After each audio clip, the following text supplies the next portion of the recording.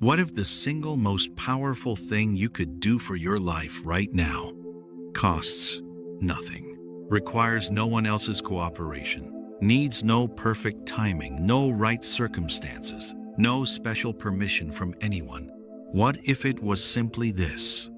Turn inward, not away from the world, not in defeat, not in bitterness or withdrawal or giving up, but toward yourself, your own growth, your own healing, your own becoming. Carl Jung spent over 50 years studying the human psyche, and in all that time, across thousands of patients and decades of observation, he kept returning to the same discovery, the same truth that appears again and again in the lives of people who quietly, steadily, without drama or announcement, transform everything around them.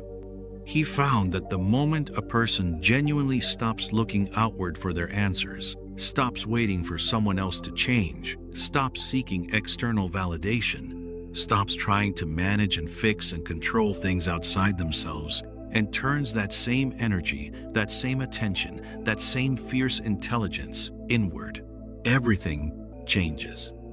Not immediately, not all at once, but with a certainty that Jung described as almost mathematical. Today, I'm going to show you exactly how this works, why it happens, and the specific practices Jung identified that make this transformation not just possible but inevitable for anyone willing to do this one thing consistently. Stay until the very end, because the final insight is the one that ties everything together, and it's the one most people miss entirely. Let's begin with honesty. Most of us spend the majority of our psychological energy pointed outward, monitoring how others perceive us, waiting for someone's behavior to change so we can finally feel okay. Seeking validation from relationships, from achievements, from the approval of people whose opinion we have quietly decided holds authority over our own sense of worth. This is not weakness. Jung would not judge this. He would simply point out, this is what we were taught. From the very beginning of our lives, we were rewarded for external performance and punished for internal reality. We were praised when we succeeded visibly and overlooked when we struggled privately. We learned early and thoroughly that the outer world was where worth was determined. And so we built our entire psychological architecture around it. Checking, comparing, adjusting, seeking. Jung called this living from the outside in, allowing external circumstances to dictate internal experience rather than the reverse. Here is the exact practice for this first part. Take a moment right now and ask yourself honestly, what is the one external thing I am most waiting on to feel okay? A person's behavior, an achievement, a confirmation, an approval. Write it down. Then ask a second question. How long have I been waiting on this? That duration, that is how long your energy, your attention, your psychological life force has been flowing outward towards something that cannot actually give you what you're looking for. Because here is what Jung found. The thing you're waiting on, even if it arrives exactly as you hoped, will not do what you believe it will. The approval will feel good, briefly. The achievement will satisfy temporarily.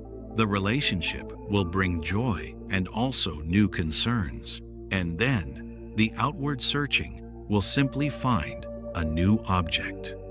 Until you turn inward.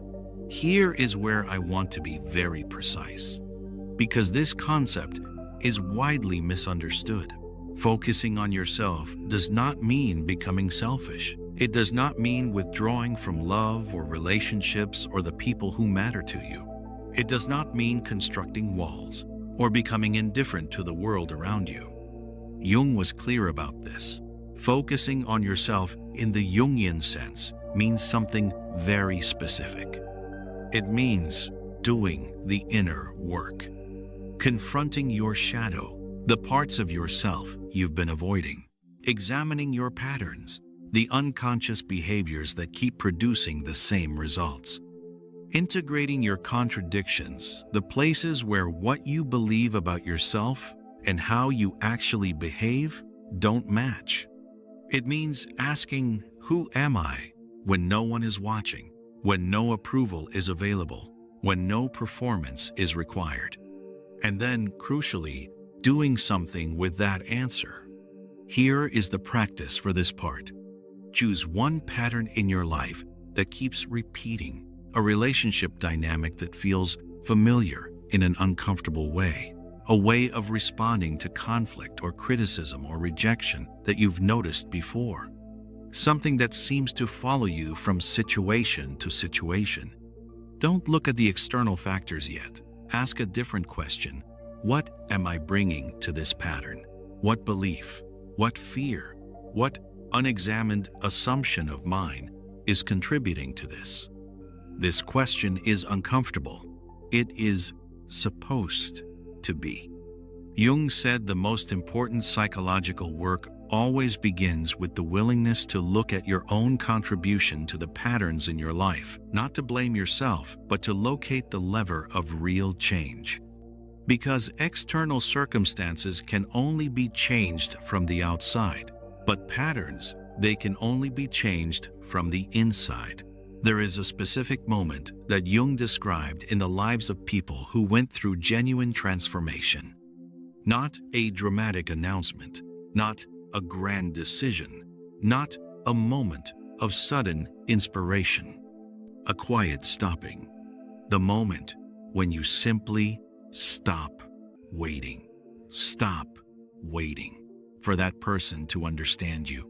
Stop waiting for circumstances to improve before you begin. Stop waiting for someone to give you permission to take up the space you are entitled to.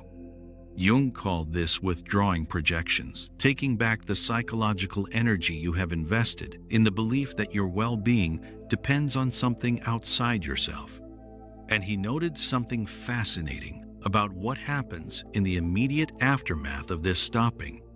People in your life often react, not always positively, because when you stop pouring your energy outward, when you stop being endlessly available, endlessly accommodating, endlessly focused on managing external relationships at the expense of your inner life, the dynamic shifts.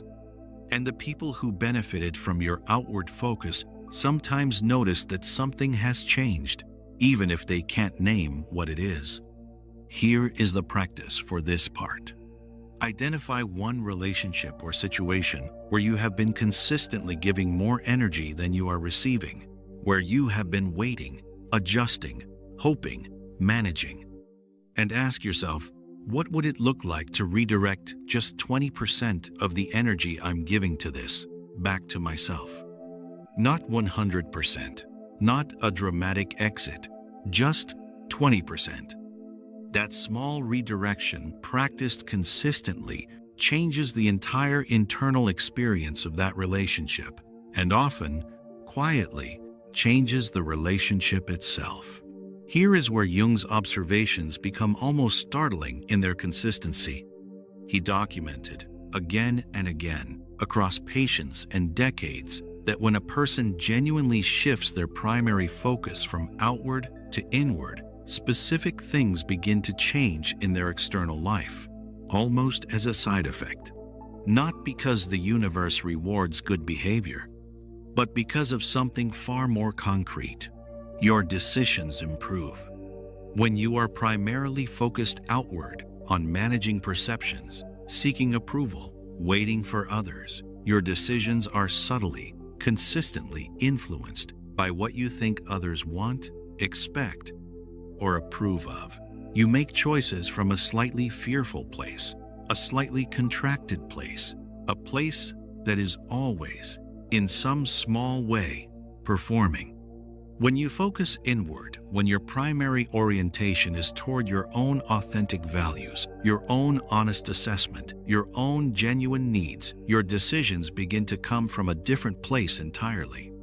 A more solid place, a more honest place, and different decisions made consistently from that place produce genuinely different results. Your relationships improve, not because you have become more accommodating, but because you have become more real. You stop attracting dynamics built on your willingness to give endlessly, because you are no longer endlessly giving from a place of unconscious need.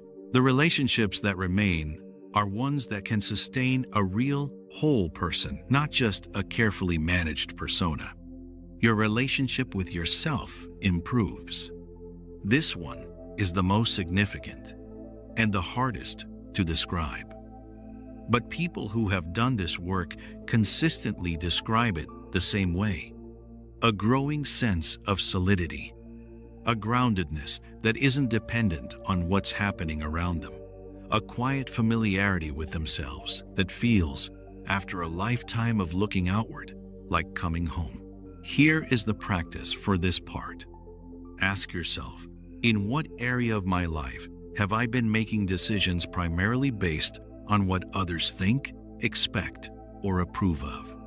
Write it down, and then ask if I made this decision based entirely on my own honest assessment of what is right for me.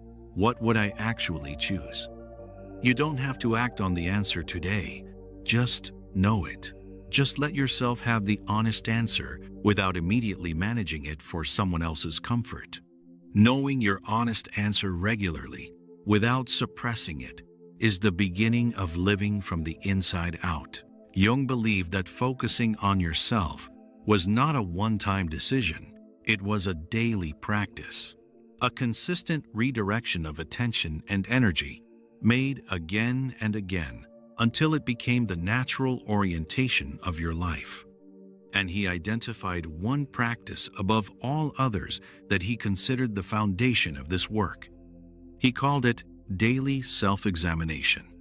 Not self-criticism, not rumination, not the kind of inward focus that circles endlessly without arriving anywhere. A structured, brief, honest daily check-in with your own inner state. Jung practiced this himself every single day of his adult life. Here is the exact practice. Every evening before sleep, if possible, ask yourself 4 specific questions. Write the answers if you can. Think them through honestly if you can't. Question 1. Where did I act from my authentic self today? Where did I make choices that reflected who I genuinely am? Question 2. Where did I act from my persona today? Where did I perform, accommodate, or manage myself for someone else's benefit at the expense of my own? Question 3. What did I feel today that I did not fully acknowledge at the time? Question 4. What is one small choice I could make tomorrow that would be slightly more true to who I actually am? That last question is the most important, because Jung understood that transformation does not happen through grand gestures. It happens through the accumulation of small, honest choices made daily in the direction of your authentic self.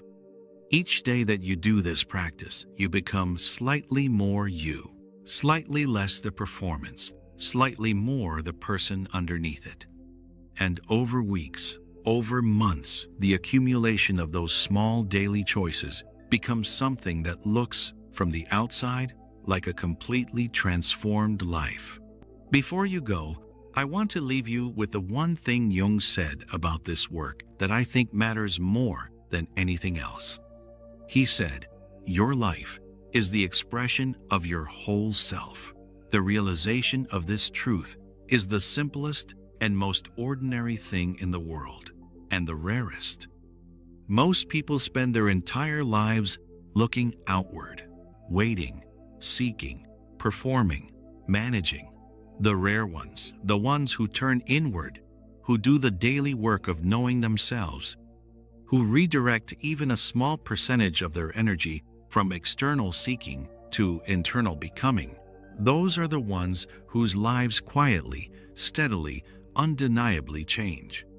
You are watching this video for a reason, and that reason matters. Share in the comments. What is the one thing you most need to stop waiting on? What is the one area where you are ready to redirect your energy back to yourself? I read every single comment, and I promise you, naming it here, even to strangers, is one of the most powerful first steps you can take. Subscribe to The Inner Persona for weekly deep dives into Jungian psychology, self-discovery, and the kind of transformation that happens quietly from the inside out. Because everything you are looking for out there is waiting for you in here.